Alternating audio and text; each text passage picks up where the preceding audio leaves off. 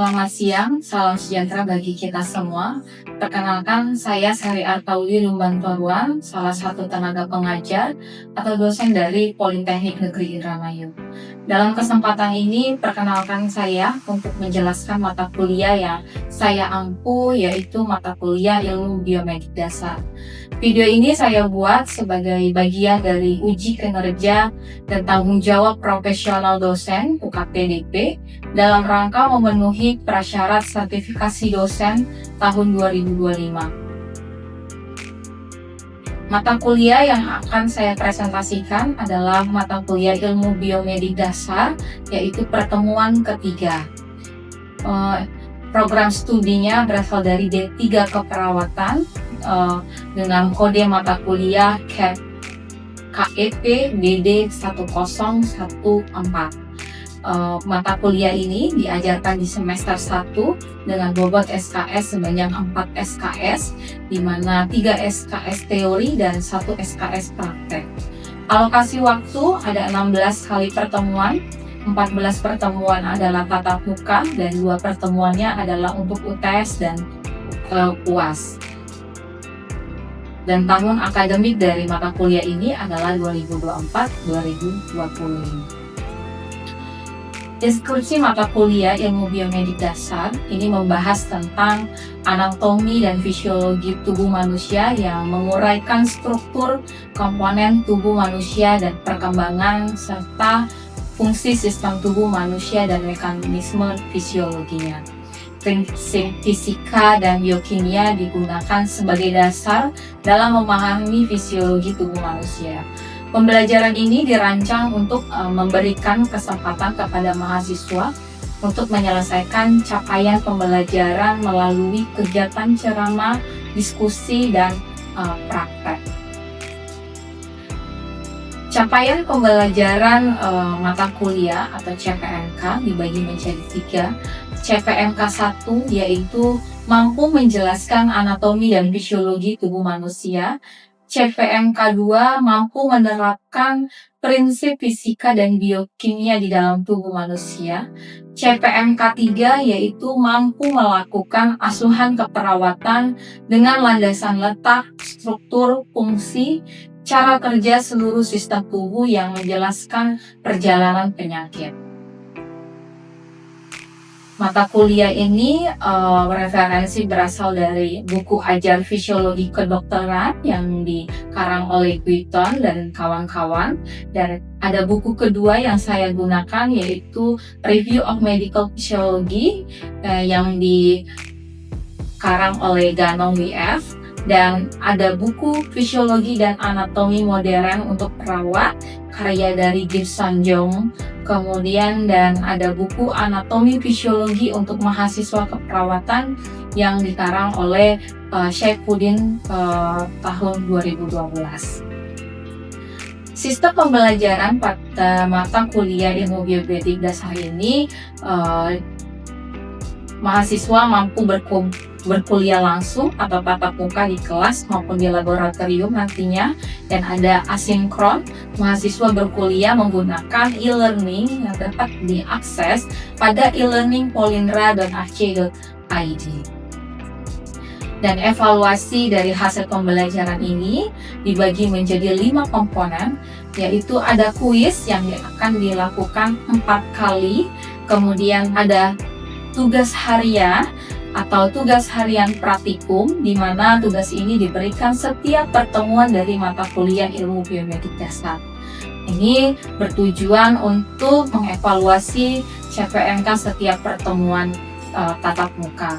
Kemudian yang komponen ketiga ada tugas besar bertujuan untuk mengevaluasi semua dari CPMK di mata kuliah Ilmu Biomedik Dasar.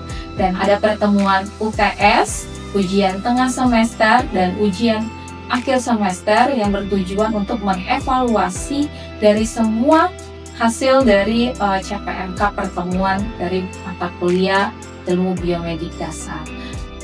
Dari 5 komponen ini memiliki presentasi atau bobot nilai. Kuis itu diberikan 15% dengan bobot presentasi 15%, kemudian tugas harian 20%, tugas besar 25%, UTS 20%, dan UAS dengan bobot 20%. Demikian cuplikan video pembelajaran saya.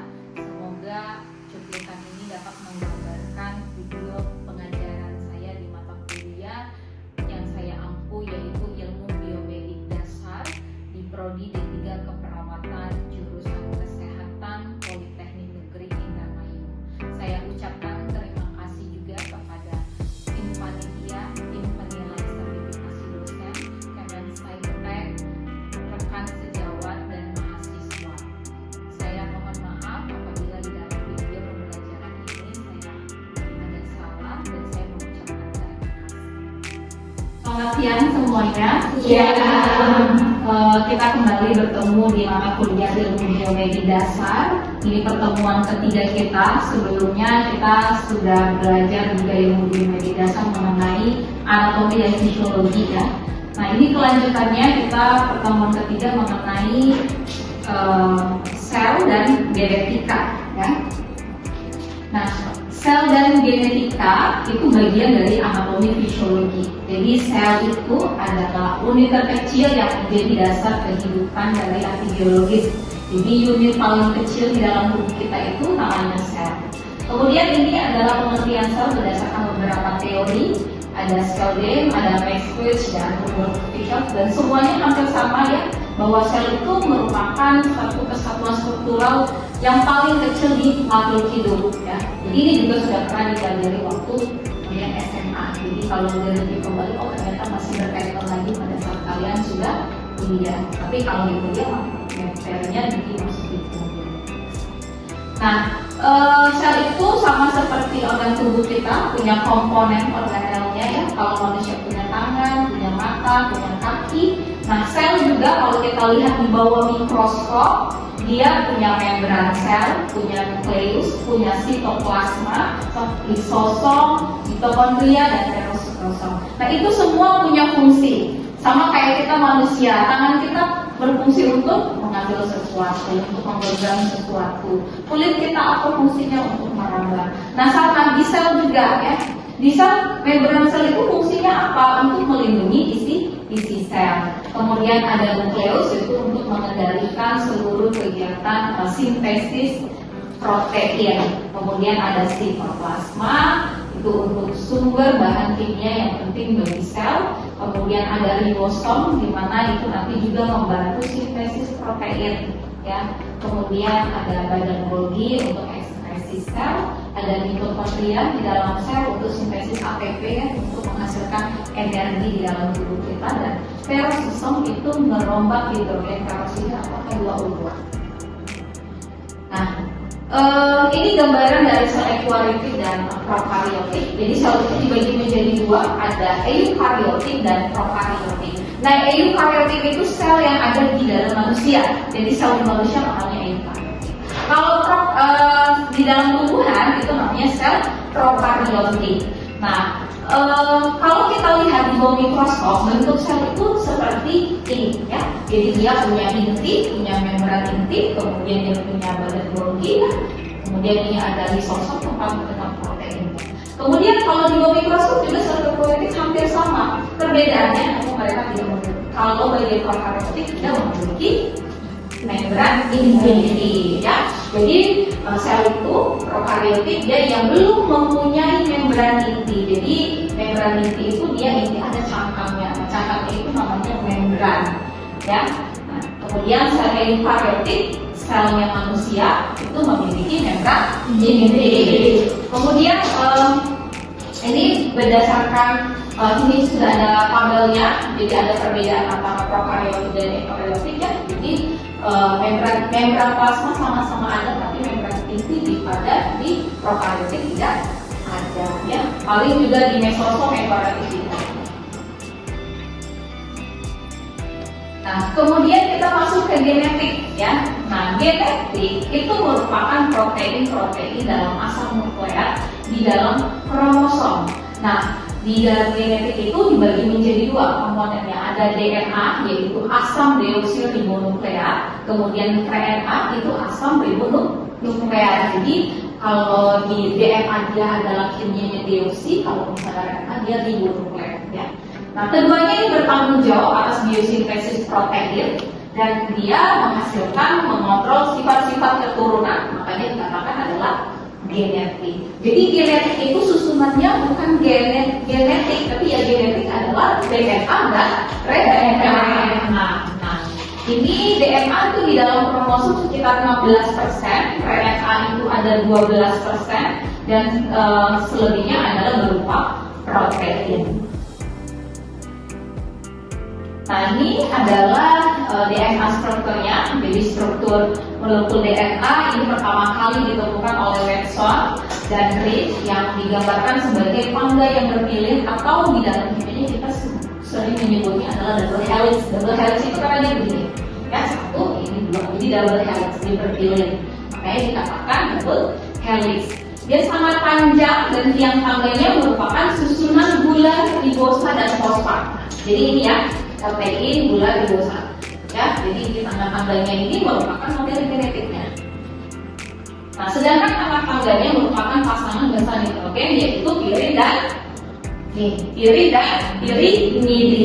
Jadi DNA itu terdiri dari protein dibagi menjadi dua, ada purin dan ada pirimidin. Ya. Kalau purin itu apa? Ada adenin dan timin. Kalau pirimidin ada apa? Sitosin dan timin, ya, sitosin dan timin. Jadi ada dua protein jenisnya, ada purin, basa purin dan basa pirimidin. Kemudian di purin itu ada proteinnya namanya adenin dan guanin, sedangkan pirimidin itu sitosin, adenin atau disingkatnya AG, S dan T ya, itu singkatan kalau kita ngomongin di DNA.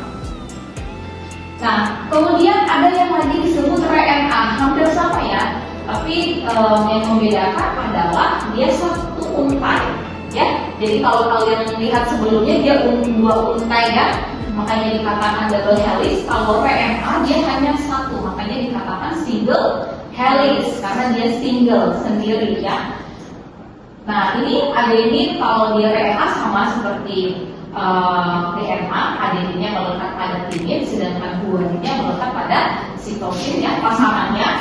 Kemudian basa nitrogen lain diikat dengan ikatan hidrogen. Jadi yang mengikat, jadi tangga kan ini misalnya adenin, ini guanin, kemudian ada tangga, nah itu namanya ikatan hidrogen. Yang menghubungkan antara protein ini dan protein ini. Nah, kemudian kalau di RNA itu hampir sama dengan DNA, tapi dia terdiri dari satu rantai yang tidak panjang. Jadi intinya DNA itu sangat panjang, sedangkan RNA itu lebih pendek daripada DNA. Tapi sama-sama yaitu menghasilkan materi genetik. Nah, kalau RNA sama juga ada purin dan pirimidin. Yang membedakan apa? Kalau di pirimidin dia ada urasil, sedangkan di DNA itu adanya apa? Timin. Adanya timin. Jadi perbedaan proteinnya seperti itu, letaknya di pirimidin. Kalau pirimidin itu proteinnya ada sitosin dan urasil, sedangkan di DNA sitosin dan timin. Jadi hanya bedanya susunan dari basa pirimidinnya. Nah, macam-macam RNA itu sangat yang pertama messenger RNA ya, atau kita singkat sebagai mRNA, yang artinya dia messenger, mengirimkan pesan. Nah, itu fungsi dari RNA. Dan dia disintesis di dalam nukleus yang merupakan duplikat dari salah satu rantai DNA yang nanti berfungsi membawa informasi dari DNA pada proses biosintesis protein. Ya. Jadi ini bentuk RNA-nya tadi ya. Dia single ya, jadi kalau kalian lihat tadi DNA dia dua yang berbeda, namanya dikatakan double helix. Kemudian ini protein-protein tadi, ini misalnya kalau pirimidinnya sitosin dan urasil, kemudian yang menghubungkan ini adalah ikatan hidrogen, jadi makanya dia bisa menghubung berpasangan ya. Nah, Nah, ini jelasnya apa perbedaan dari DNA dan RNA. Jadi secara kita melihat susunannya dia ada double helix, kemudian RNA itu dia single helix. Kemudian apalagi perbedaannya di susunan dari dasar dari tir ya, DNA-nya di situ ada tir, sedangkan di RNA adanya ya. Jadi bisa membedakan apa itu DNA dan RNA, walaupun dia sama tapi dia berbeda. Oke, nah salah satu penyakit yang disebabkan oleh mutasi gen, karena ini adalah berbicara dengan genetik, adalah kanker. Nah, kanker ini merupakan suatu penyakit yang menyerang proses dasar kehidupan sel. Nah, hampir semuanya dia itu mengubah genom sel, ya. Jadi mengakibatkan pertumbuhan liar dan penyebaran sel kanker. Jadi sebenarnya salah satu penyakit yang disebabkan oleh perubahan genetik itu adalah kanker. Kanker itu adalah perubahan genetik. Nanti kita jelaskan kenapa. Karena ada terjadinya mutasi. Mutasi itu adalah perubahan. Jadi sedikit saja berubah antara susunan dari protein yang ada di genetik, maka itu juga akan berubah dari sifat. Makanya dia dikatakan genetik. Nah, sifat yang di dalam genetik itu bukan maksudnya sifat karakter, tapi fungsi dari di dalam tubuh kita. Nah, contoh yang Down syndrome itu adalah mutasi dari genetik. Coba nanti dicari mutasi genetik kromosom berapa yang berubah. Nah, perubahan itulah yang menyebabkan terjadi penyakit Down atau Down syndrome. Nah, itu salah satu merupakan penyakit yang disebabkan adalah perubahan genetik, atau kalau di dalam buku sering disebut sebagai mutasi genetik. Karena kita tahu tadi kan ada pasangannya kan, kalau adenin di DNA itu pasangannya timin. Kalau misalnya sitosin pasangannya apa? Pasangannya apa? Ya, coba ya dicek. Nah, jadi nih adenin itu pasangannya timin. Guanin pasangannya sitosin. Pada saat direplikasi, nah seharusnya pasangannya ini tidak berubah gitu. Nah, ini ada yang berubah kan, terjadi transisi dari nukleotid 2 ke 4. Kedua yang mana? Yang ini ke sini. Jadi seharusnya dia di tetap yang kedua, malah dia terjadi perubahan posisi. Nah, perubahan posisi itu tidak boleh terjadi karena kalau tidak sesuai dengan adonannya, maka nggak jadi yang seperti yang kita mau ya. Contoh kalau misalnya donat, kalau kita pindah-pindah ragi dulu baru kita kasih tepung, itu jadi nggak? Enggak ya. Harus ada step by step, ada SOP-nya. Yang pertama pecahkan dulu telurnya, jadi nggak pecahkan telurnya, tepungnya, baru raginya, baru difermentasi dulu, diinkubasi dulu, di overnight dulu, baru kita bisa menggorengnya. Tidak pernah terjadi kita pun. Kalau kita misalnya rubah telurnya dulu, kemudian raginya dulu dikasih, kemudian tepungnya, baru kita inkubasinya 15 menit, apakah akan jadi donat?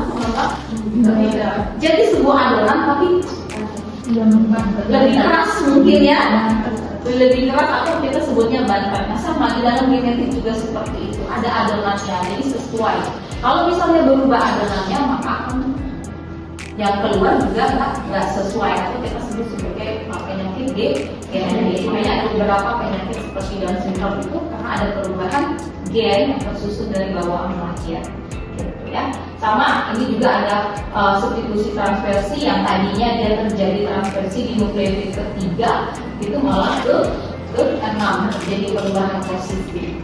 Makanya lahirlah dengan anak bawaan penyakit genetik, karena pada saat dijanin itu ada perubahan genetik. Nah, kenapa bisa terjadi? Biasanya terjadi ada radiasi, kemudian hasilnya, kemudian ada infeksi virus, jadi masih fisika, ada terjadi seperti ini juga. Mungkin cukup itu untuk mata kuliah pertemuan hari ini. Ada yang mau ditanyakan? Ayo, ada yang mau ditanyakan? Jadi mau nanya. Oke, ya. Namanya Adel ya? Iya, iya. Kenapa ada? Kan katanya RNA sama DNA itu kan sama-sama membuat turunan ya Bu. Tapi kenapa ada di salah satu itu ada yang bertiga, ada yang benar presentasinya apa perbedaan tersebut tuh apakah karena ada protein di dalamnya yang berbeda? Kalau proteinnya ada yang berbeda, dia hampir sama ya, cuman susunan pasangan dari proteinnya yang berbeda antara DNA dan RNA. Nah, kenapa bisa berbeda? Karena tadi kalau RNA komposisinya lebih sedikit kan, karena dia fungsinya sebagai messenger. Dia mengirimkan. Kalau DNA itu lebih banyak dia sintesis emang untuk karakter semuanya gitu, di DNA seperti itu. Makanya komposisi di dalam tubuh kita DNA lebih banyak dibandingkan RNA. Ada lagi? Gimana? Ada lagi yang mau ditanya?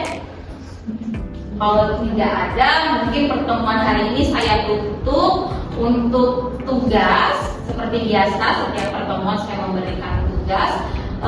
Silakan nanti dibuat resume ya. Kemudian nanti akan saya nilai untuk mengevaluasi apakah mahasiswanya bisa mencapai CMPMK pertemuan ini atau tidak. Ya. Nanti dikirimkan ke email saya tunggu nanti jam 12 malam seperti biasa ya. Oke, kalau sudah tidak ada yang ditanyakan dan tugasnya sudah bisa dipahami, saya tutup kelasnya hari ini. Saya ucapkan terima kasih untuk waktunya. Semoga ilmu yang saya share ke kalian bisa bermanfaat untuk mahasiswa sekalian. Terima kasih.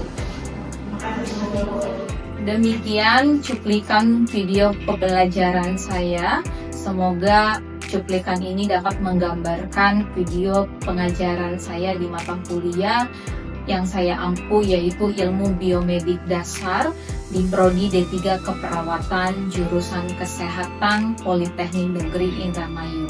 Saya ucapkan terima kasih juga kepada tim panitia, tim penilai sertifikasi dosen, Kemensaintek, rekan sejawat dan mahasiswa. Saya mohon maaf apabila di dalam video pembelajaran ini saya ada salah dan saya mengucapkan terima kasih.